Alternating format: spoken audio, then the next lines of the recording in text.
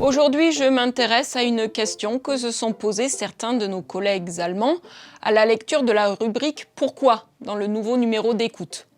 On y parle de George Clooney et de sa toute nouvelle nationalité française, mais ce n'est pas ici la question. Non, ici, mes collègues nous ont demandé pourquoi disait-on en français qu'une personne qui devenait française était naturalisée française. Quand on y réfléchit, c'est un terme étrange, non ? En fait, il faut remonter dans l'histoire pour le comprendre. D'après des historiens et des sociologues, jusqu'au XVIIIe siècle environ, la notion de nationalité ou de citoyenneté au sens moderne n'existait pas encore.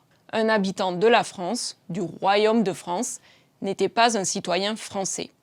Alors, quand une personne était née en France, on disait que c'était un naturel de la France. Ceux qui n'étaient pas nés en France, mais vivaient sur son sol, étaient des aubains.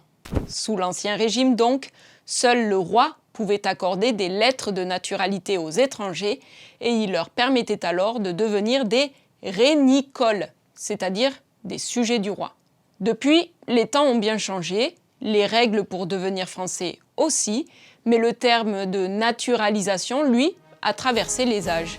Et aujourd'hui, on peut donc dire que George Clooney a été naturalisé français. Félicitations à lui et à bientôt pour une nouvelle question à écoute.